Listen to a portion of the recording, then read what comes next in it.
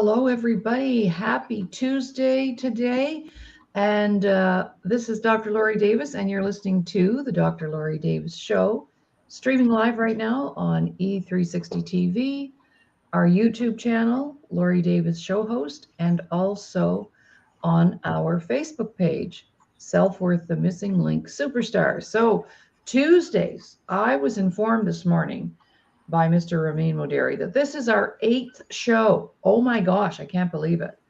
And right now I'm tray casual because I'm on holidays and I'm in beautiful broadcasting to you from the very beautiful British Columbia, Canada. It's so amazing here. Mountains meeting the ocean, sandy beaches, greenery. It's just a gorgeous place. If you've never been to British Columbia, Canada, you need to come. And to get here, we have to go through the mountains from Alberta to get here. What an amazing drive. It's like nature overload, mountain overload. They're everywhere. And they're so magnificent that it makes me feel insignificant, if you know what I'm saying. I'm just like, ugh. And it's almost like they have a life of their own. And you can actually, it's like when you're in at the ocean, it's the same feeling. And it's like they're breathing, and they have a life and a weather system of their own, and it's just amazing. So that's my intro this morning, and really happy to be here to do a show with Ramin, our financial guru. So welcome to the show again as my co-host, Ramin Moderi. Good morning. Thank you very much, Dr. Laurie. Glad to be here. I'm excited. As you know, we've talked about it is actually our eighth show, and time goes by fast, and I'm so pleased to be part of this. So thank you. Cool. Well, the other part of this is last week, Ramin was telling me, we all know the term rags to riches. I went from rags to riches. There's been songs written about it. There's movies about it. There's just so many human experiences about people who started with nothing. I mean, we could name those people, Loretta Lynn, Dolly Parton, you name those celebrities who came from nothing and built an empire. Oprah Winfrey would be another one. And those are rags to riches stories. But Ramin said, Laurie, I'd love to talk about the opposite of that, which is riches to rags, because a lot of times that can go backwards. So can't wait to hear what you have to say. I have my trusty notebook ready here. Last week, I took 4 pages of notes when Ramin was talking about the stock market. So thank you so much for all that. So over to you. Let's get started. I know you have a plan. You always have a great plan. So I'm just going to sit back and enjoy. And if I raise my eyebrows, you'll know I've got something I want to. Oh, that's a connection. You don't have to interrupt you, but oh my gosh, I'm going to go, oh my gosh, that was me. That was me. All right, Ramin, over to you. Take it away. Thank you, Dr. Laurie. Yeah, today I thought, like as you rightly mentioned, a lot of success stories, and we love success stories, especially again in America. That's such a motivating thing and inspirational. And we see a lot of successes in the fields of, again, music, acting, and celebrities, and athletes around the globe. We love that. We love that success story, but just because you're successful in one thing doesn't mean that you can be successful in all areas of life, and especially when it comes to finances. So there's this misconception of, oh, so-and-so made millions and millions, and yet you hear all these stories about some of the most, again, successful people, celebrities who go bankrupt, and you wonder, my God, they made millions of dollars. You think about Willie Nelson, Pamela Anderson, Michael Jackson. You think about Courtney Love, and even recently, like 50 Cent. It's mind-boggling how much money they have made, but yet they've lost it. So the idea is, in past 7 shows, what we've done, we've had this journey, and the whole idea has been, there's been a common theme, is the lack of deep understanding about finances is one factor. The second factor is actually our belief system, our upbringing, our environment, our mindset about, especially when it comes to attitudes towards money and finances. So you will see there's a common theme which takes us to success, but also goes the opposite because of these belief systems. So today I thought about what are the causes for that? Why, again, somebody, we will talk about like Mike Tyson, who had made over 400 million dollars, and yet he lost it all. So what what is the cause for those, and can we fix that? Um, what I like to do though, I would like to go the other way also. I'll start with my own experience with some of the athletes and celebrities, especially in 1990s. And that's actually is a feel good stories. And these are that I think they're more of a success stories that sometimes, again, our mindset, but also our attitude toward money, how it affects us. So if you allow me, I'll start with that journey. That was my personal side. And I've been very fortunate working with a lot of, soccer professionals. They have had a very sound understanding. So I don't have a negative stories to share. But I'll start with the three stories from the 1990s. So the first story is about early 90s, and I was hired as a consultant to go meet one of the up and coming, very successful singer that who had a unbelievable hit, and that stayed like number one for a long time. And this entertainer, the singer, at that time he had just his daughter born. Daughters actually became a very even more famous than he did, and he had made $8.7 million. And I did the whole financial plan for him, and I took it. He really liked it, but because he came from a humble beginnings, just the fact that there was over $8 million sitting in the bank account, it just felt good. They never had anything. And for him to take an action really was not a priority.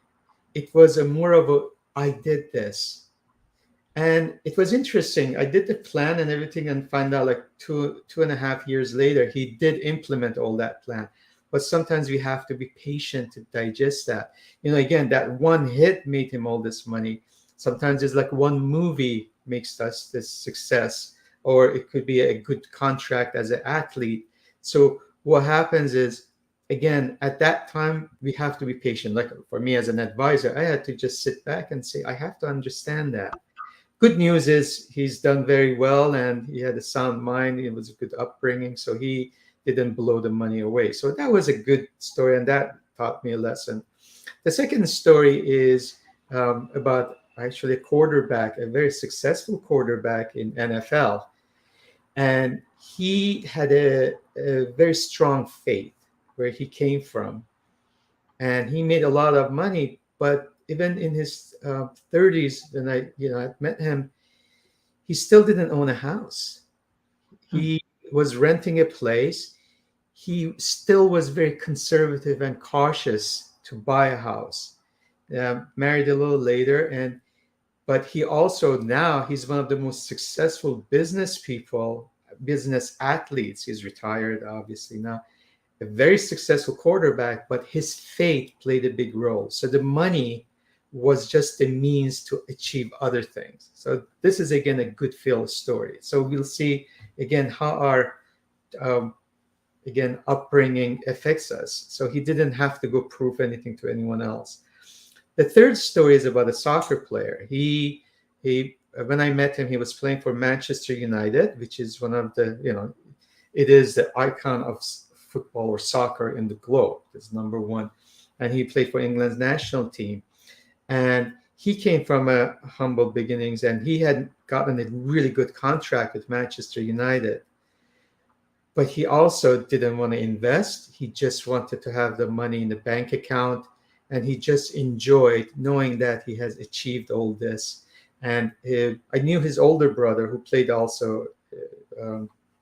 He didn't play professionally like him, but he played in a non-professional league, and we became friends. And dad was a policeman. They would kick the ball around in London, and he achieved that. So just because they had all this money, that didn't mean that they lost their mind in a sense.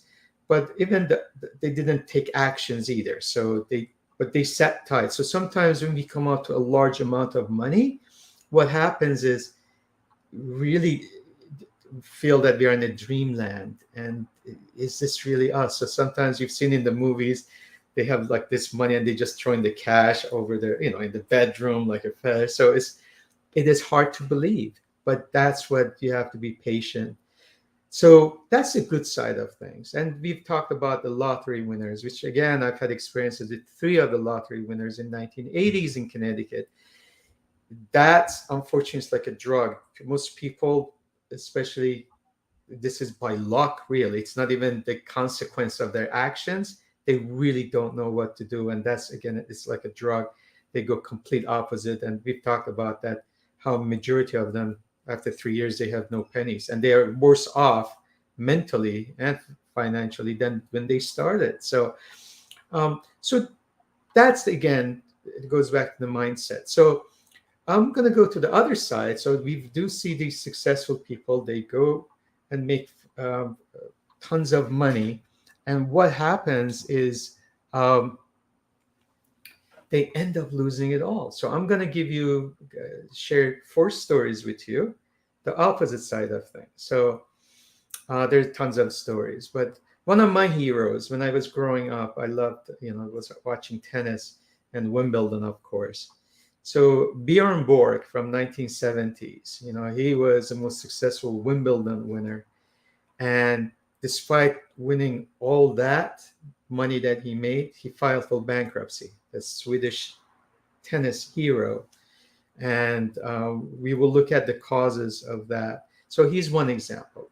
The second example is Scottie Pippen. When we think about basketball, we think about Michael Jordan and Chicago Bulls, the NBA team. And what happened was at that time, of course, they were the 1990s, the best team.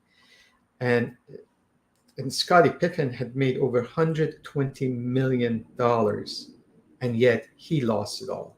And you say, how could anyone make 120 million? I would put like 2 or 3 million just aside for a rainy day. How could I file for bankruptcy? And that's what, again, we look at the cause of that.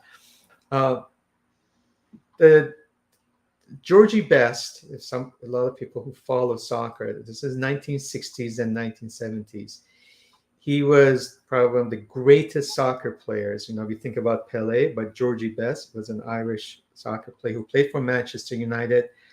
And believe it or not, Georgie Best, he was a very handsome man. He single-handedly changed the whole football or soccer mentality in England. Because, on Sundays or Saturdays, depending on when the games were on, the wives hated, the husband will sit there, they had to watch their soccer. So they would do their shopping.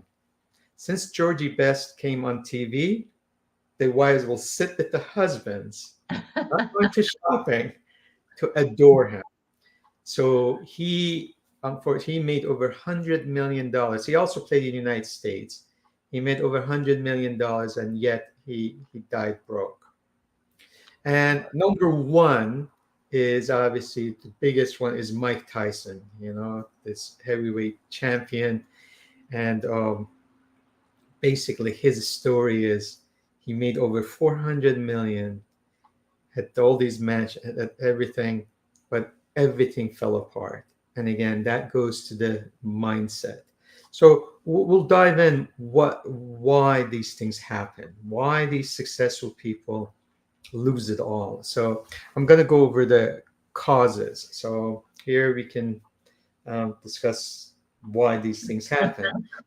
So here's there's some, you don't really have that much of control, and it happens with a lot of celebrities, whether it's their fault or the partners. And one of the biggest causes is divorce, right? Oh, Yeah. So the sweetheart of their high school, or they are meet somewhere on whatever reason, they get married, and then boom, things happen. And that's one of the reasons. That was one of the causes, for instance, for Mike Tyson and many others. And speaking of divorces, we talked about divorce. Elvis, for instance, when he died, he had about 5 million, which is it was a lot less than he made tons of money. and his estate was going broke. And Priscilla, they had been divorced, and Priscilla was the one who actually revived the whole Yes. estate. So Yeah. that is the opposite side of things too. Even though they had divorced, but they still stayed very close. And Priscilla, to the last, she always really endured, adored him. So divorces are a big cause. Again, Mike Tyson was one. Taxes. Again, when you don't make a lot of money, you're not worried about taxes. All of a sudden, you make all this money and you think, well, you're still in an old lifestyle. So whether you have a good advice or not, you end up thinking that, oh, I can get away with that. Now, the taxes were one of the biggest culprit, for instance, for Bjorn Borg, the tennis player, or Mike Tyson again. That was another thing. And you do see a lot of athletes, unfortunately, fall victim, or it's by choice sometimes. I mean, they know what they're doing.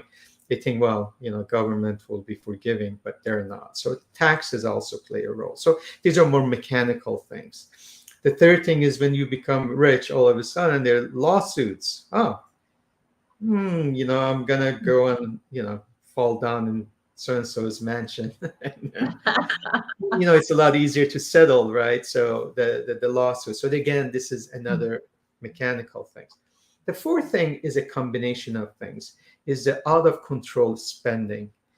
So that's something. It comes from, again, when you come out to so much money, what happens is some people get power from that spending, and they end up doing things that very unusual. I mean, we've had like a gold bowl, pet food gold bowls, making these bowls, or the diamond chess set, and the clock hanging, this gold clock. And what it's like extravagant, just give us that identity and prove us that we are capable of doing that. So unfortunately, we go a lot farther. So what happens, let's say in Scottie Pippen's situation, he went and bought a jet, the private jet, had no clue what he was doing. And unfortunately, the prices really dropped and he lost it all. And that was one of his culprits to file for bankruptcy, buying a whether $100 million jet. I mean, you only got 120 million. So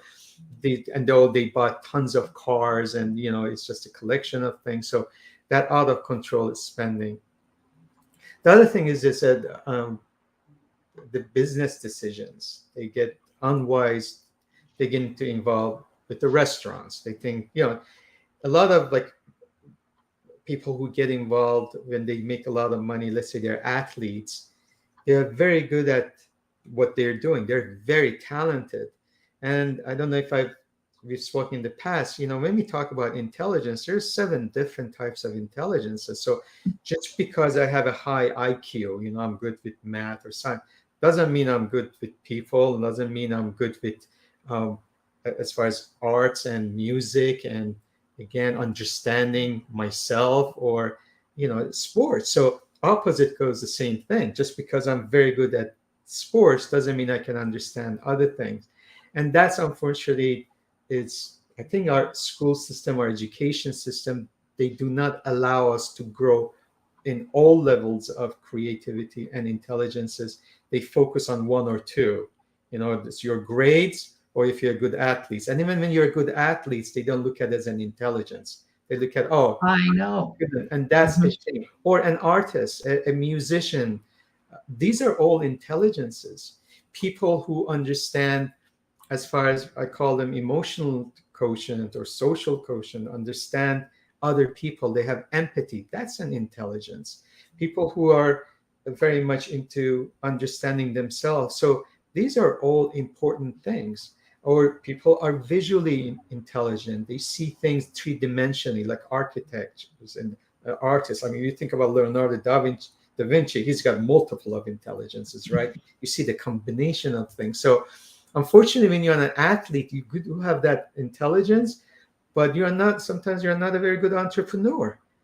As I mentioned, some people got into some of the investments that they had no business of being in that. So that's another thing.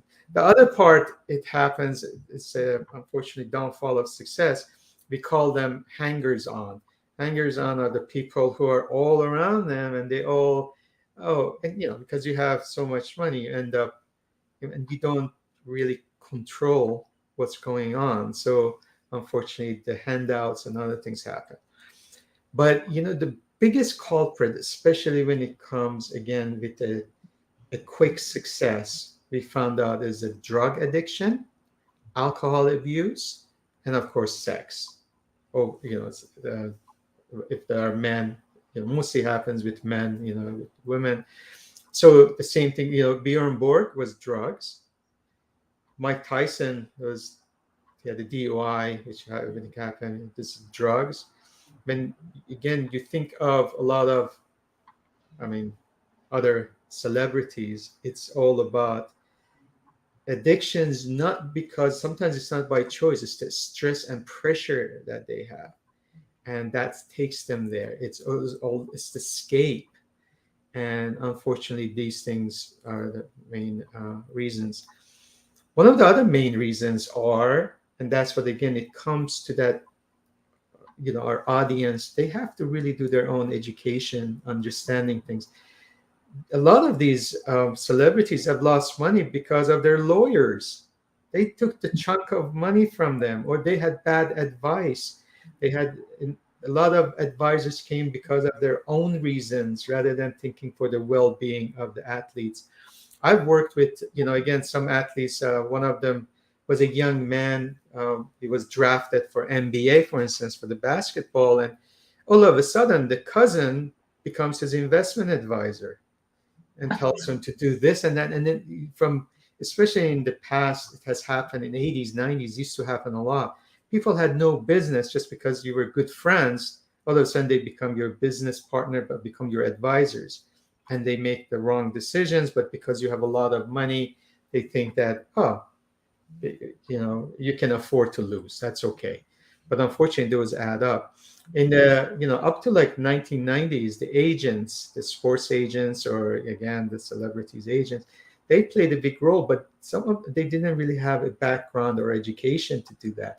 Now, there's a lot of corporations involved. It's more concentrated. We have universities that they give you degrees as an agent. So it's becoming more structured. It's not, when you think about an agent, especially like in sports, like in soccer, you think of this big cigar smoking old Yeah. white man sitting in a smoke filled room giving advice. So things are not working that way. It's all about, again, human understanding. So that's another reason. And again, because of what has happened and the lack of understanding how this money's being spent, they do not manage their expenses. I've said it before. If a grandma who knows how to budget her checkbook was running a country, we would have all the countries on a surplus, because we don't have a common sense when it comes to budgeting. And a lot of these going to go to politicians because it's not their money. They really don't care. So everything that they do is about a short-term, immediate, whatever their own reason is. So there is no budgeting, and that's the same thing happens with the athletes and celebrities. They have this extravagant monthly expenses. They do things on the spur of moment. The other problem that a lot of celebrities have is they think they're invincible. Mm.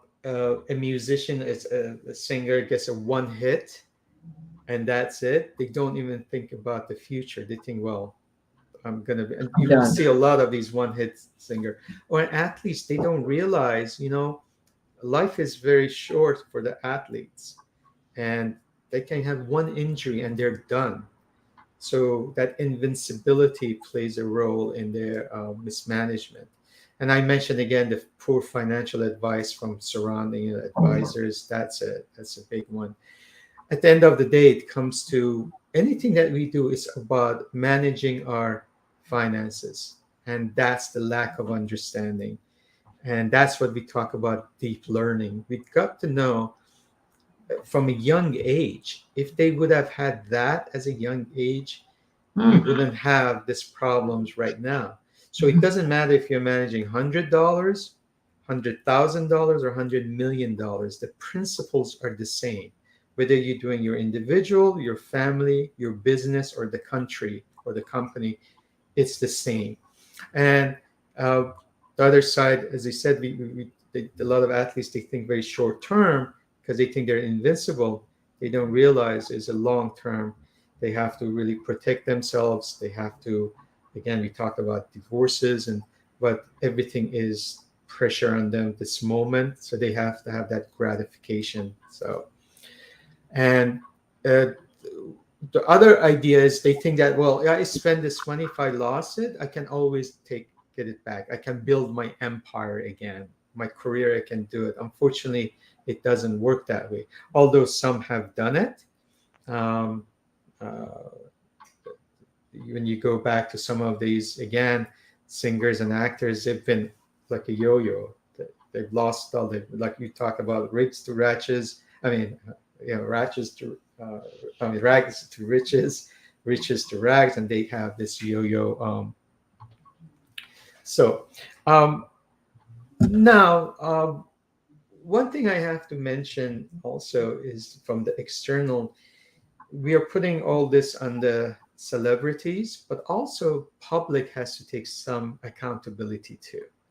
Us as fans, for instance, especially with the celebrities, when they do make all this money, and there's an old saying that it says, "A fool and his money are soon parted," and it happens a lot. But there's a hypocrisy with the fans because you know they look at these their ideals, and they look at them as what they want to model after, and they want them to have this big mansion, they want to have this extravagant life.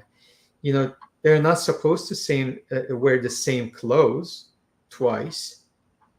So there is this pressure coming from the public expectation. So all of a sudden they want that success, and because of that, what happens is a lot of these athletes, all of a sudden, they fall victim to that because they think that's how it's going to be. That's, they have to again perform.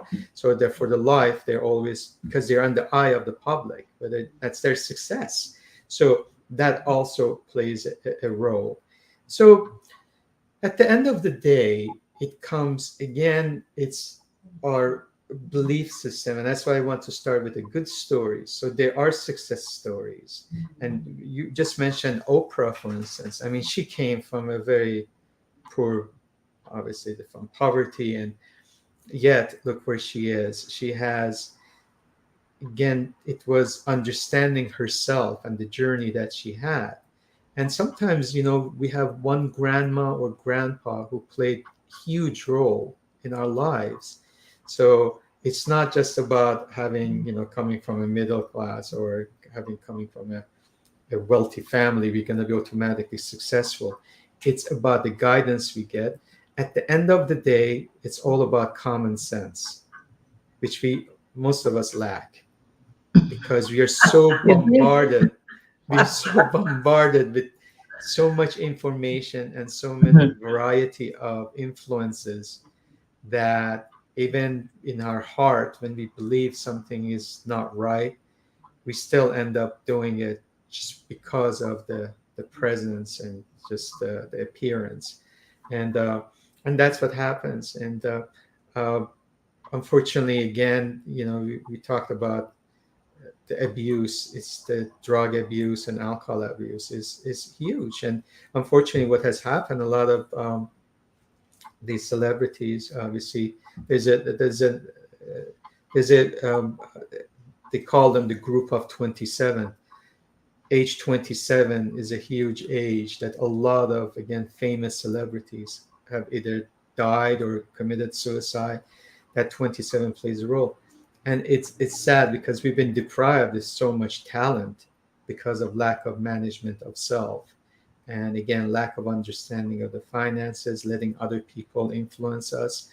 And that's, again, it's unfortunate what what goes on with that. So, um, but that's that is one of the things that I think it's important again for us to really have a deep understanding of who we are. And anytime we can, life is so unpredictable. If you play lottery, you could win tens of millions, or somebody won $1 billion. You still have to be the same person managing that. Or we could have hundreds of millions. And I think I shared that story. I had a friend of mine who knew this young man, and he had $100 million, and he drew it down to $1 million because he was trading that money, and he kept believing things are going to turn around, and he just kept betting against the markets, and that $100 million that he inherited ended up being $1 million, and he was forced to liquidate. Otherwise, if it was up to him, he would have continued losing it all.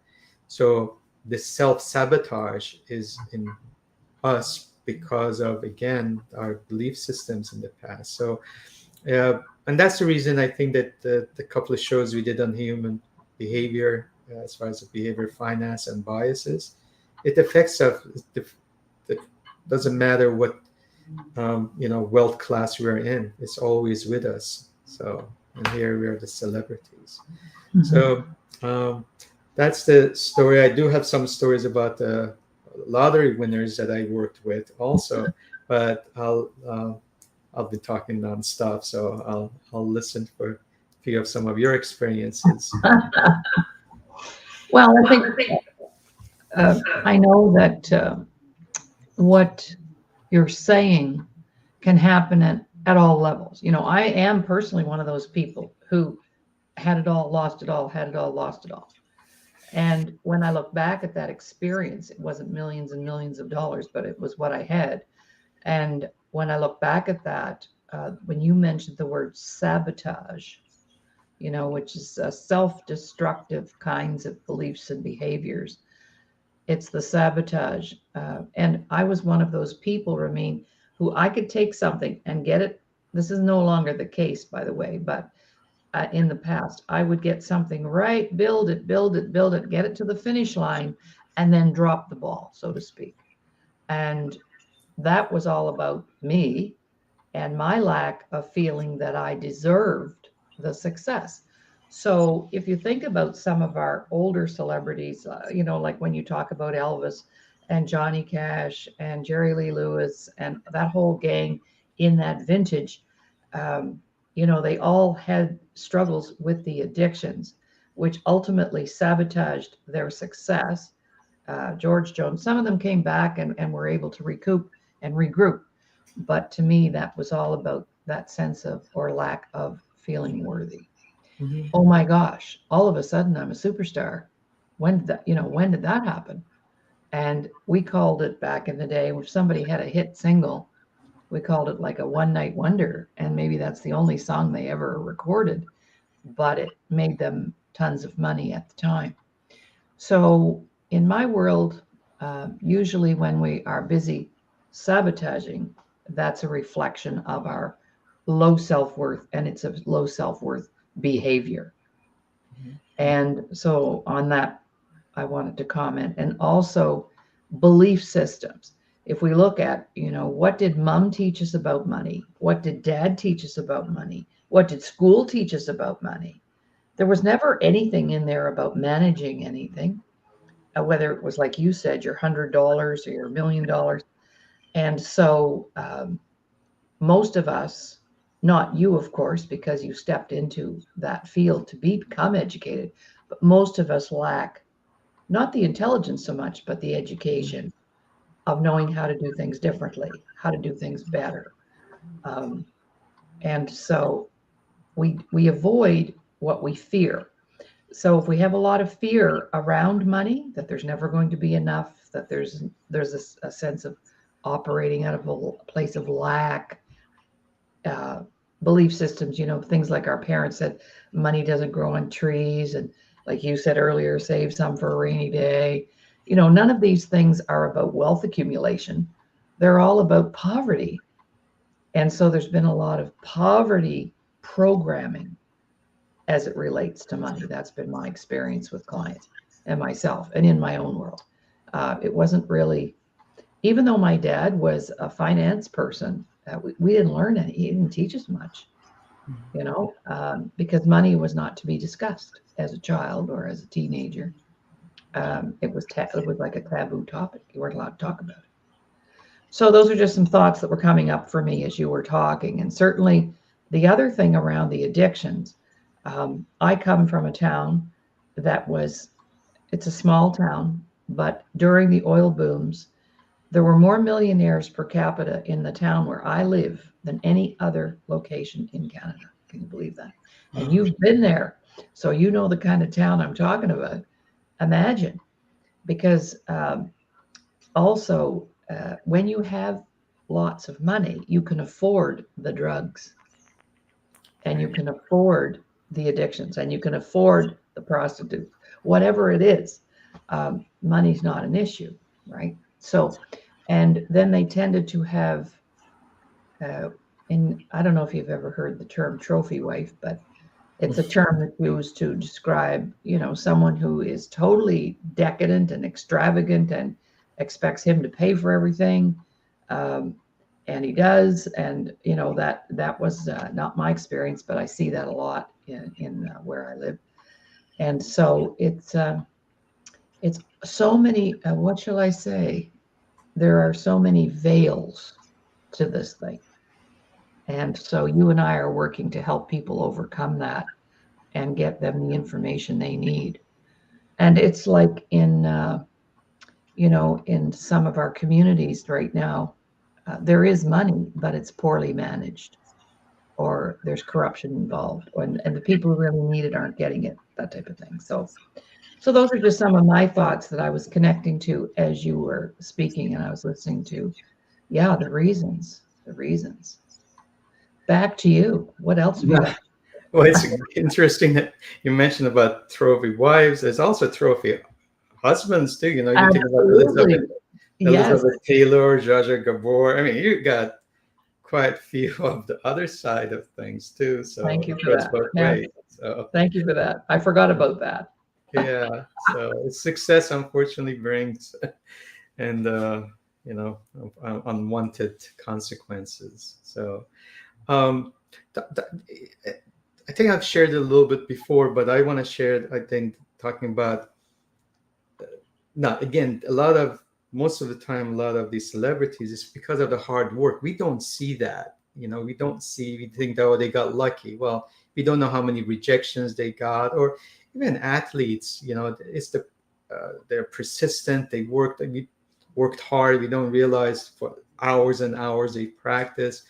But when it comes to lottery is a completely different animal because it is basically based on luck. Really, it's the odds, which is the odds are very, very, very low. I've said it before. If you could just put that money aside for the last 30 years, you would have your own lottery right now. So, but unfortunately, patience is a virtue, and not everyone follows that. So, I did have, again, three occasions in the 1980s. I was a young man, but I, for whatever reason, ended up meeting with these clients, or one of them was clients to what's supposed to be prospective clients, and it that did not end well for any one of them, and that goes back to the money, right? So the money is just a tool.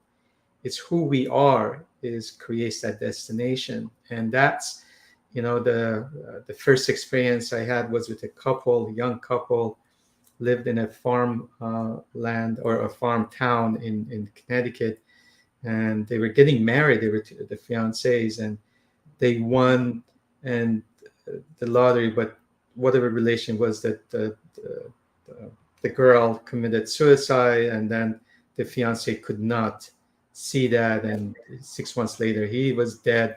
So here we go. So the money really didn't play a role. There was other roots of problems. So money is not, it's good to have it, but it's not the solution for everything if you do have deep problems. The second one was they were my clients. They were very well-to-do entrepreneurs. beautiful family. You would look at them from outside, successful, beautiful 7-year-old son, and they won the lottery. I think they were making like $400,000 a year in 1980s. That was a lot of money, and they won the lottery. I'm not sure. I think it was $7 million.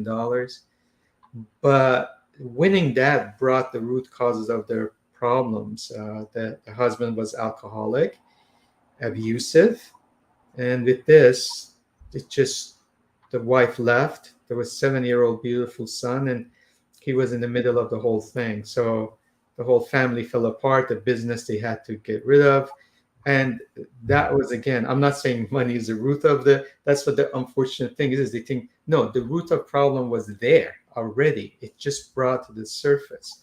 The third story is we talked about hangers. It was this lady in her 70s won a large winning. That was one of the largest in Connecticut, and um, I knew her, and she asked for advice.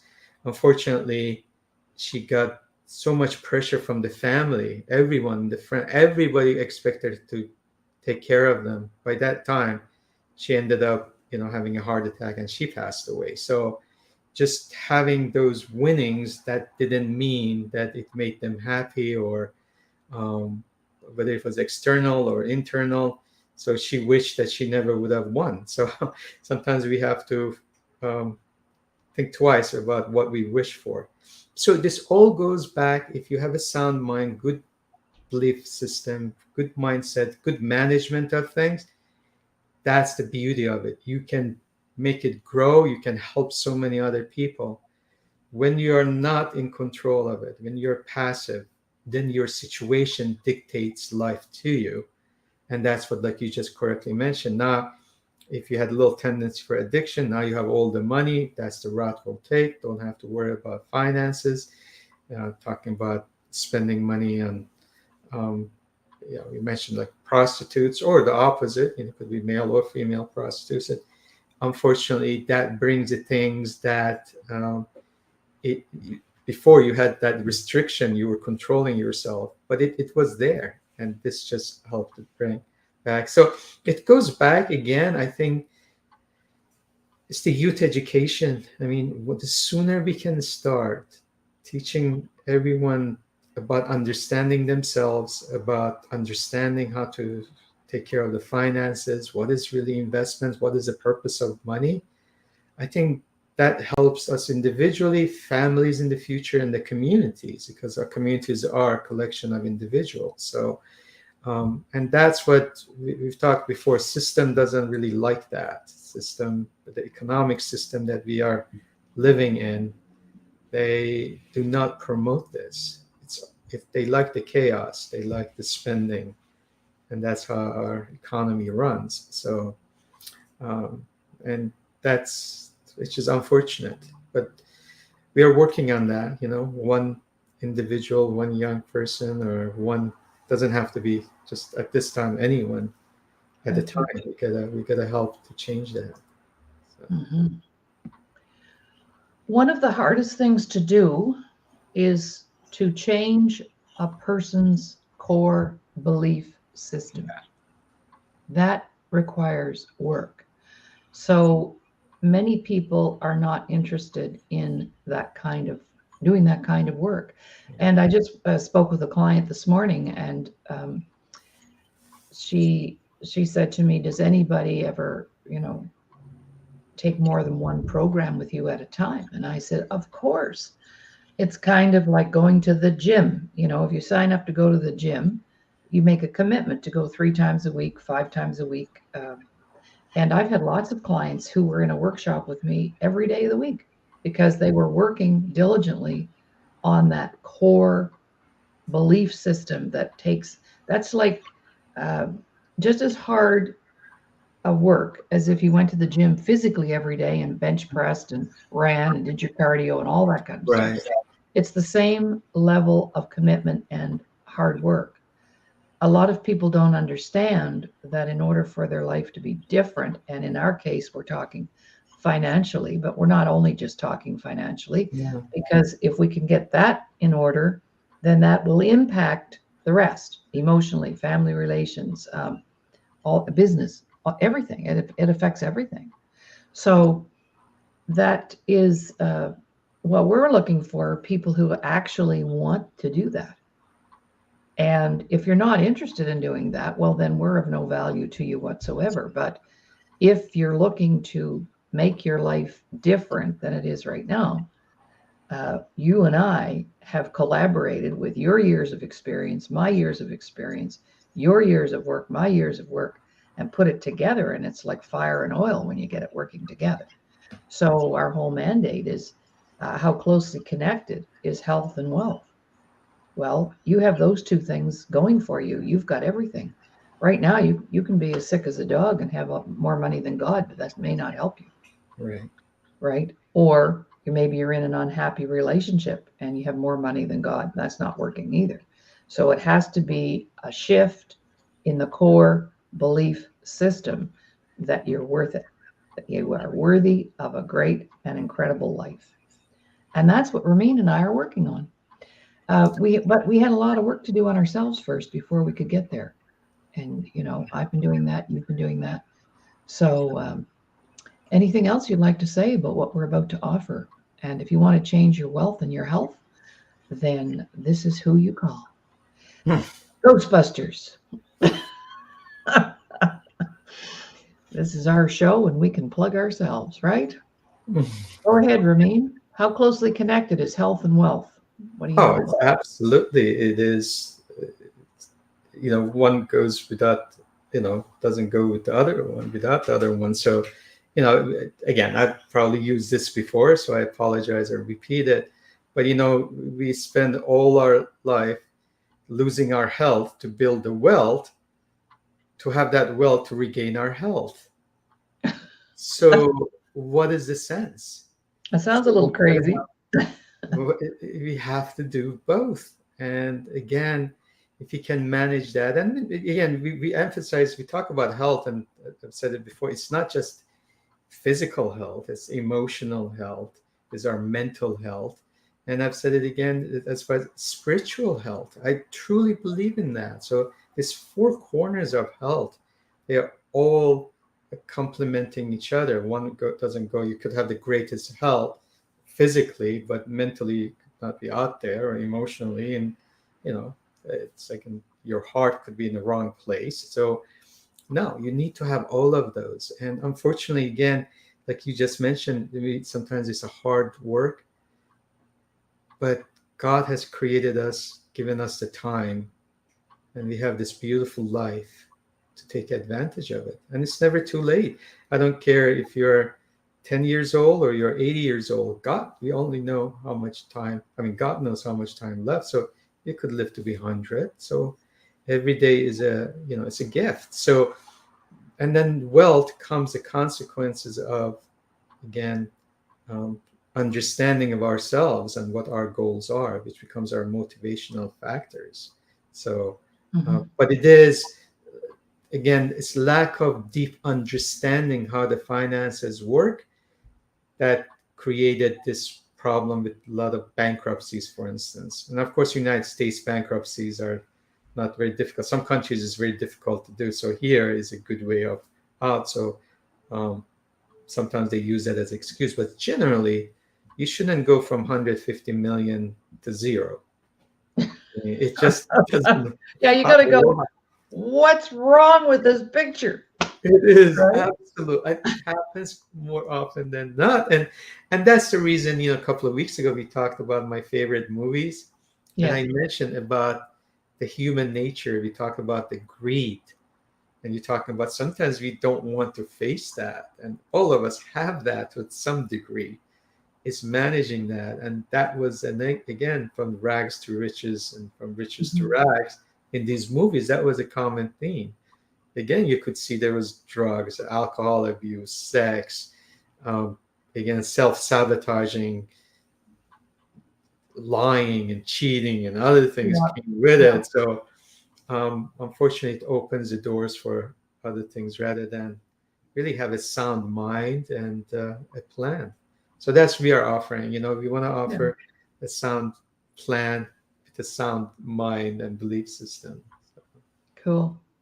Well, it's like, and also we have to think about what has been our experience with, you mentioned your movies.